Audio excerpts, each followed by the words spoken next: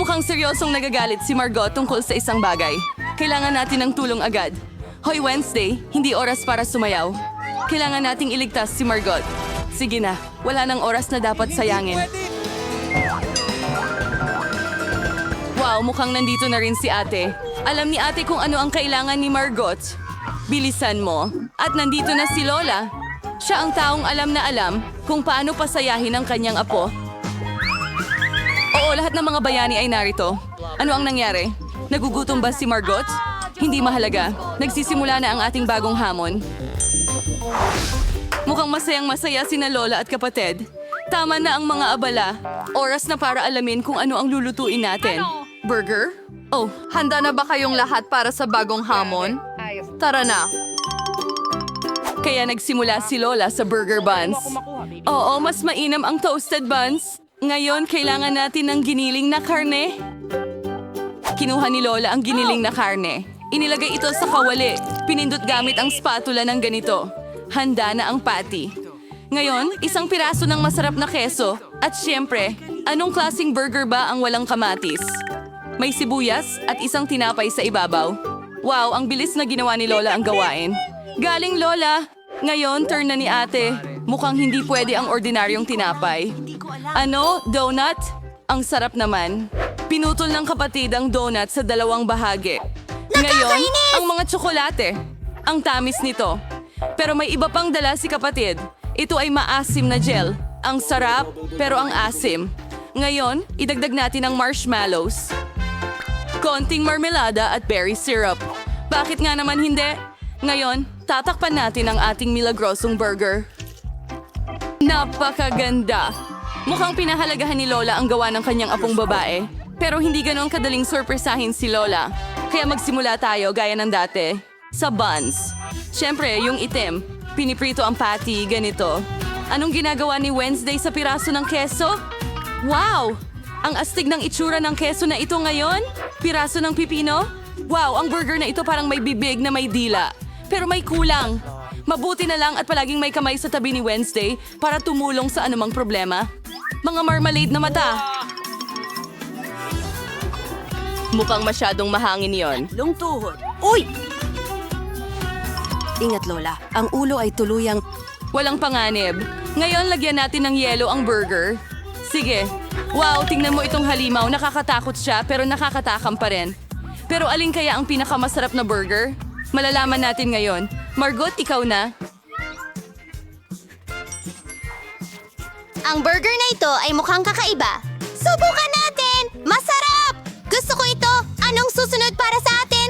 Tikman na natin!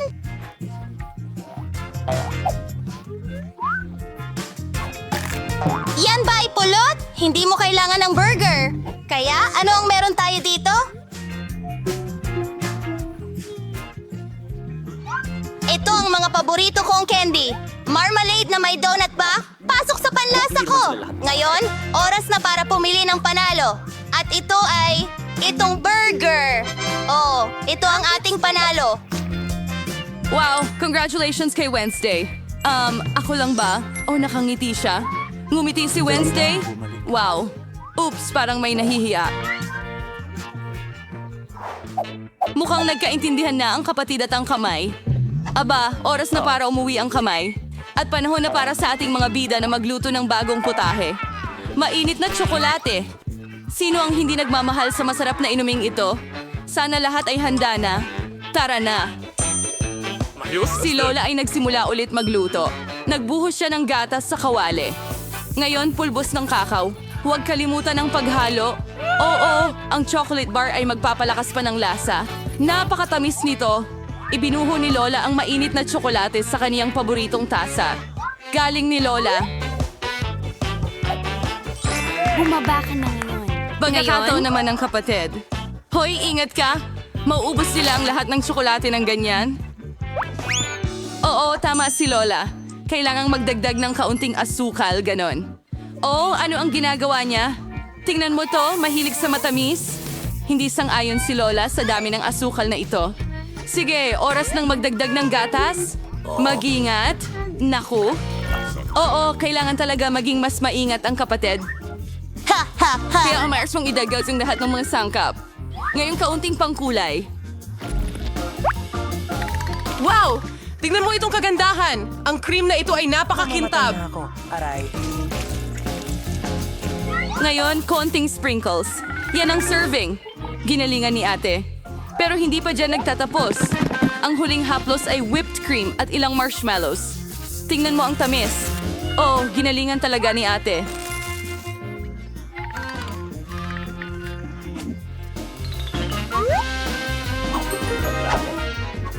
Perfecto. Oh, sige, ikaw na ang bahala ngayon, Wednesday. Kailangan natin ng tamang tasa dito. Ang kamay, hindi namin kakayanin nang wala ang tulong mo dito. Nakakatakot. Lola, mas mabuting alagaan mo ang iyong nervyos. Siya ay nagbuhos ng tsokolate at kaunting whipped cream, berry syrup, magaling, at ilang Haribo marmalades. Oh yeah, tingnan mo itong natatanging pag-serve. Handa na ang mainit na chocolate. Naku! Ang sarap! Gusto ko ito. Yay! Oh, at saka sa susunod, ito ay mainit na tsokolate mula kay Lola. Magaling!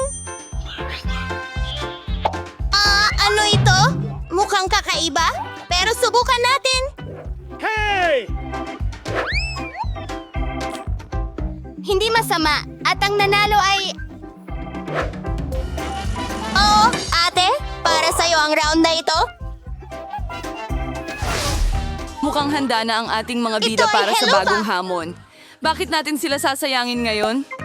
Ano? Oh, patatas na pritong French. Maraming paraan para lutuin at ihain ang pagkain nito. Ngayon, malalaman natin kung aling paraan ang pipiliin ng ating mga bida. Siyempre, kailangan balatan muna ang mga patatas sa lalong madaling panahon. Oh, ang ate ay pumili ng hindi pangkaraniwang Nagbabalat ng paraan. patatas. Hindi masaya si Lola, pare. Paano ba siya magagalit sa minamahal niyang apo? Ngayon, sa lingawan sweet tunuan patas. Yan na. Ang kapatid ay naghiwa ng patatas gamit ang espesyal na kutsilyo. Tingnan mo ang ganda nito. Panahon na para magdagdag ng kulay. Wow! Ang liwanag niyan! Langis ba yan? Palabasin mo ako dito! At maaari na nating ilagay ang makukulay nating patatas sa kawali. Ayos! Sa mainit na mantika, laging mag-ingat. Hoy, mag-ingat ka. Maganda nating inayos ang makukulay na patatas sa plato. Si ate ay nagkaroon ng ganitong kakinang na mga French fries. Mas gusto ni Lola ang mas klasikong bersyon ng ulam. At minsan talaga, ang klasikong bersyon ang pinakamaganda, hindi ba? Oo nga, French fries at ketchup. Ang lasa na ito ay pamilyar sa lahat mula pagkabata. Ano pa ang mas hihigit? Mahusay na trabaho, Lola. Huwag kang mag-alala! Ano kaya ang makakagulat sa atin ngayon kay Wednesday? Luto na ang Wednesday na patatas. Mukhang karaniwang paghahain. Pero teka, ano ito? Tigil. Naku, mukhang nagkamali si Wednesday sa pag-aayos. Halika na, mas mabuting takpan mo ang iyong mga mata. Hindi ito tanawin para sa mahihina ang loob. Saan na nga tayo? Oo, French fries. Pinipintahan ni Wednesday ng itim ang mga patatas. Wow, ang ganda nito. Mukhang pinuri rin ng kapatid ang dish ni Wednesday. Tingnan mo ang reaksyon niya. Well, tingnan natin kung ano ang iniisip ni Margot. Oh! Ano ito? Wow! Medyo sunog ba ang patatas na ito? Hindi! Hindi naman pangit ang lasa. At sa ketchup? Sobrang sarap! Aba, mukhang hindi ko mapipigilan ang sarili ko at kakainin lahat hanggang sa huling piraso. Ang sarap! Sa susunod naman. Hindi masama. Tingnan natin. Pero mas masarap to sa ganitong paraan. Sige, paalam. Hay patatas, kakainin kita? Nom nom. Wow. Sa tingin ko medyo naparami na ako pero meron pang pangatlong putahe. Napakagandang ulam. Oh, napakasarap. Ramdam ko na. Sige. Sarap. Hanggang sa huling piraso.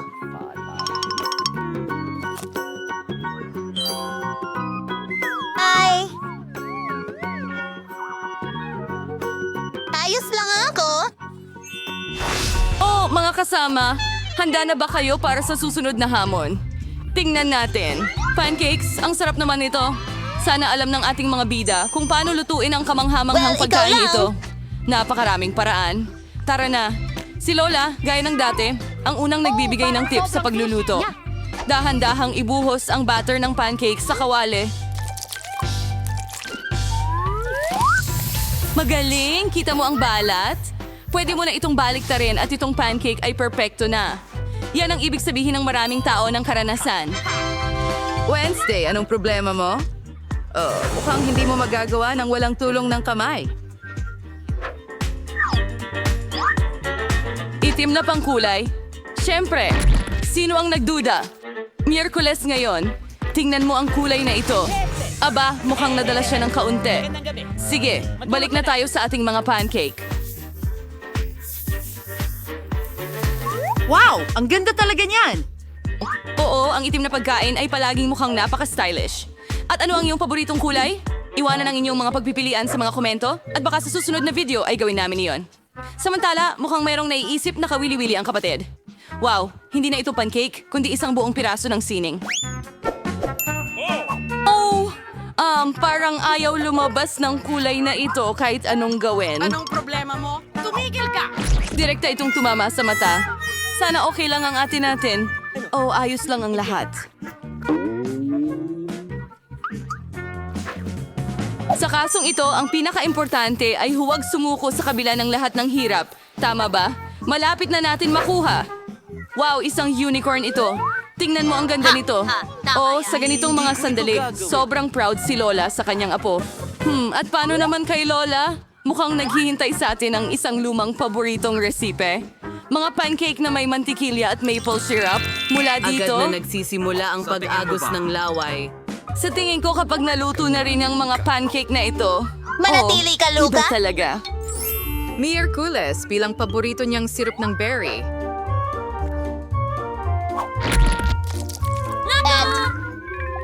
Grabe! Yan ba ay mga gagamba? Kalma lang.